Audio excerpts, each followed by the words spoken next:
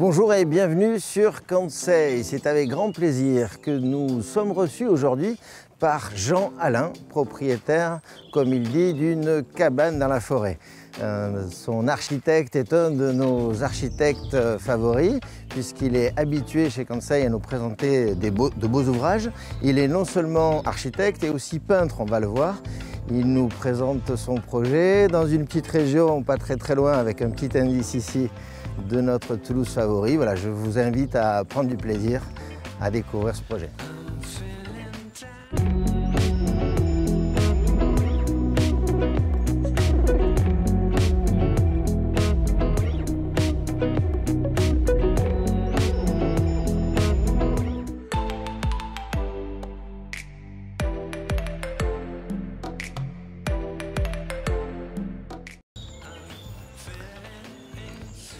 Bonjour Steph. Salut Stéphane, ça va? Merci de nous accueillir un petit peu loin de nos terres habituelles. Quoique tu nous as habitués aussi à aller dans d'autres régions.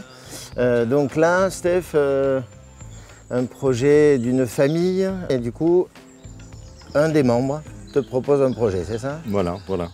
En fait, le papa avait gardé 2 terrains pour les 2 filles et donc c'est un projet de maison de vacances en fait.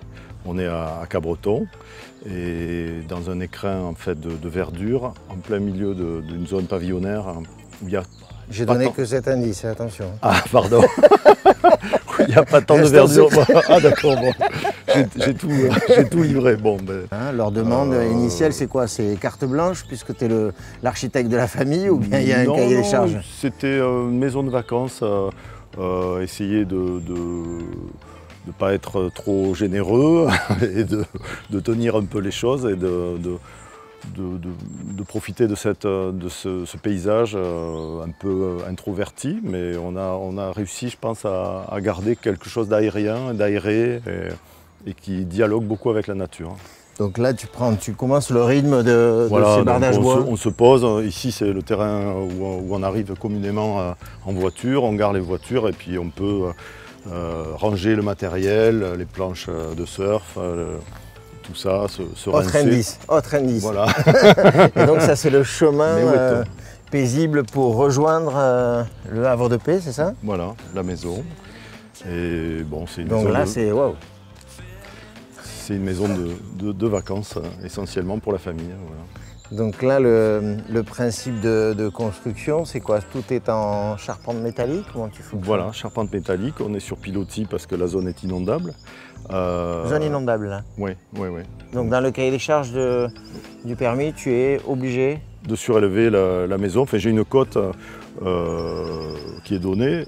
Après, j'ai des conditions solaires qui font que j'oriente la maison au sud, enfin des choses basiques, on va dire, d'orientation.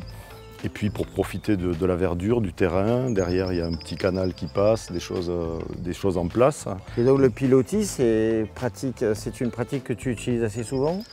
J'aime bien sur les maisons J'aime bien parce qu'en fait, dans le rapport à la nature, j'aime bien travailler et les ancrages et aussi les décollements, pour montrer que les bâtiments sont précaires par rapport à la nature.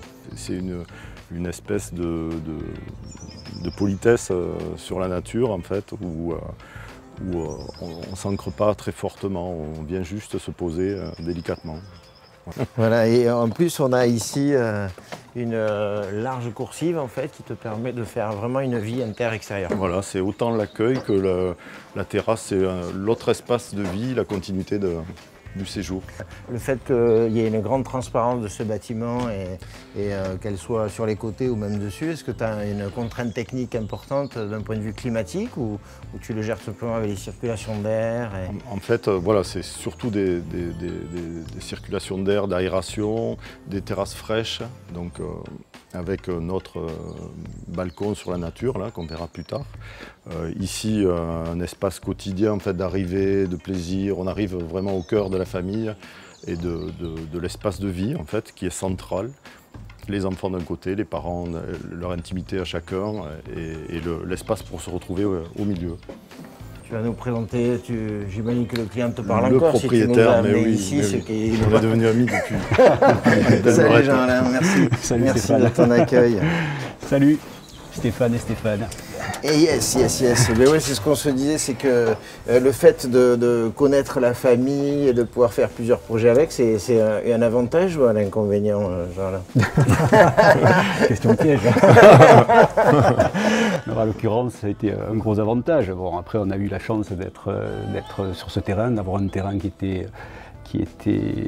destiné à un projet familial, un projet de vacances. Et effectivement, on savait qui allait le faire, moi je connaissais Stéphane depuis un moment et ça paraissait évident que ce soit lui qui vienne travailler avec nous et qui vienne créer ce projet avec nous. Qu'est-ce qui change de la fonctionnalité dans la fonctionnalité d'une maison du quotidien et une maison à la mer, on va dire, ou à la campagne, une maison secondaire? Est-ce quelles sont les contraintes qui changent pour toi?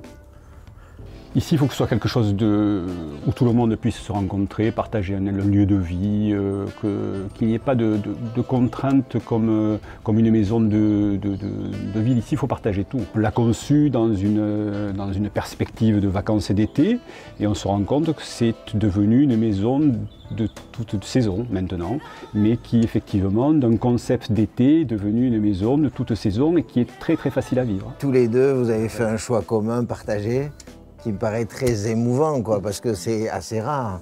Ce que je viens de découvrir tout à l'heure, il y a 1 heure depuis que je suis là. Non, mais Stéphane, au-delà d'être un architecte, comme je connaissais son travail, je sais qu'on a déjà travaillé ensemble, enfin il a travaillé pour moi un petit peu, je savais ce qu'il faisait, je savais toutes ses qualités, tout son sens artistique surtout, parce qu'en fait c'est un architecte artiste.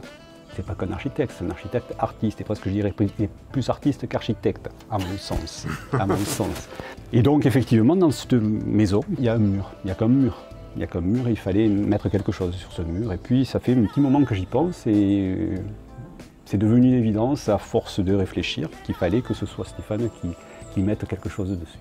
Comment ça se passe en fait? On donne un thème, c'est lui qui choisit le thème, comment ça s'est passé? Il connaît la maison, il connaît la maison. Donc, il connaît le cœur. On se connaît, je connais le lieu, les éclairages un petit peu. Puis je connais aussi l'art qu'ils aiment, puisque on a fait quelques projets ensemble et donc j'ai vu quelques pièces apparaître. Donc à un moment donné, il y a eu des hésitations. On a fait quelques essais avant d'arriver à un tableau sage, calme, doux. Oui, il fallait que le tableau s'insère dans la maison, qui n'influence pas la maison, c'est-à-dire qu'il s'y mette de manière naturelle. Voilà. Est-ce que le fait d'avoir fini le projet par un tableau, ça signifie quelque chose à vous deux, la question? Pour moi, c'est assez important parce que, en fait, je trouve que les architectes aujourd'hui ne sont pas assez dans l'œuvre. En fait, c'est un petit peu, il faut avoir cette prétention, il faut aller à quelque chose d'assez fin. Et travailler avec l'art, c'est nourrir son esprit pour mieux répondre à ce type de besoins. C'est important de revenir à l'œuvre et concrètement d'offrir une espèce de carte d'œuvre. Signature. Une belle signature, oui, tout à fait. J'ai eu la chance d'avoir un architecte artiste. Voilà, il a signé son œuvre. Profitez bien de tout ça et continuons dans le même sens pour longtemps. Merci à toi. Conseil vous remercie, j'espère que vous avez été ému. J'espère aussi que vous avez pu découvrir une pièce de collection. Je pense qu'on peut se retrouver ici dans une œuvre presque parfaite. Je ne sais pas, j'y vis pas dedans, mais je l'aperçois comme ça. Et donc je vous dis à très bientôt sur Conseil.